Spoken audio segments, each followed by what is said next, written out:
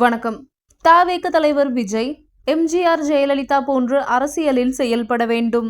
மக்கள் உங்களை நம்பும் போது மக்களுக்காக எவ்வளவு தூரம் வேண்டுமானாலும் சண்டை போட வேண்டும். பாதியிலேயே விட்டுவிடக்கூடாது.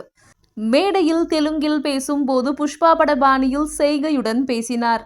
மறைந்த ஆந்திர மாநில முன்னாள் முதலமைச்சர் ஓ.எஸ்.ஆர். ராஜசேகர் ரெட்டி 76வது பிறந்த நாளை முன்னிட்டு சென்னை ஓ.எம்.ஆர். சாலை துறைப்பாக்கத்தில் உள்ள ஐ.டி. நிறுவனத்தில் ஒய்.எஸ்.ஆர்.சி.பி. கட்சியின் சென்னை ஐ.டி. விங்கு சார்பாக சிறப்பு இரத்த தான முகாம் ஏற்பாடு செய்யப்பட்டிருந்தது. இதில் சிறப்பு விருந்தினராக ஓ.எஸ்.ஆர். காங்கிரஸ் பார்ட்டி, அக்கட்சியின் முன்னாள் அமைச்சர் ரோஜா பங்கேற்று ஓ.எஸ்.ஆர். ராஜசேகர் புகைப்படத்துக்கு மரியாதை செலுத்தி பின் இரத்த தான முகாமை தொடக்கி வைத்தார்.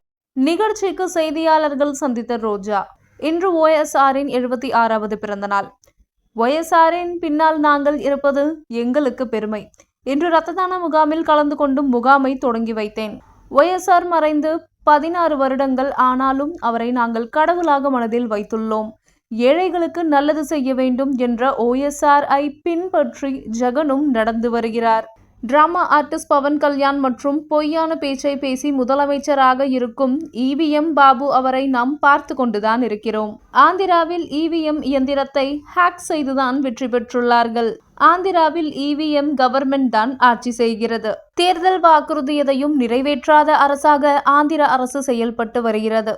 சந்திரபாபு நாயுடுவின் சொந்த மாவட்டமான சிந்தூரில் மாம்பழ வியாபாரிகள் பெரும் கஷ்டங்களை சந்தித்து வருகிறார்கள். பவன் கல்யாண் ஷூட்டிங் செய்து கொண்டு ஷூட்டிங் பிஸியில் உள்ளார். பவன் கல்யாண் ஆந்திராவில் சிவப்பு வேட்டி, தமிழ்நாட்டில் பச்சை வேட்டி. திடீரென பவன் கல்யாண், நான் தமிழ்நாட்டில் பிறந்தேன், இங்குதான் வளர்ந்தேன் என சொல்வதற்கான காரணம் என்ன? பழனிசாமி திடீரென பவன் கல்யாணுக்கு பக்தராக மாறிவிட்டாரா? பவன் கல்யாணுக்கு பைத்தியம் முற்றிவிட்டது. ஆந்திர பிரதேசத்தில் மக்கள் படும் கஷ்டம் பவன் கல்யாணுக்கு வாக்களித்தால் எல்லா இடத்திலும் ஏற்படக்கூடும். மக்கள் தகுதியானவர்களை முறையாக தேர்ந்தெடுக்க வேண்டும். பவன் கல்யாண் டைம் பாஸ் செய்து வருகிறார். சீரியஸ் அரசியல்வாதி கிடையாது.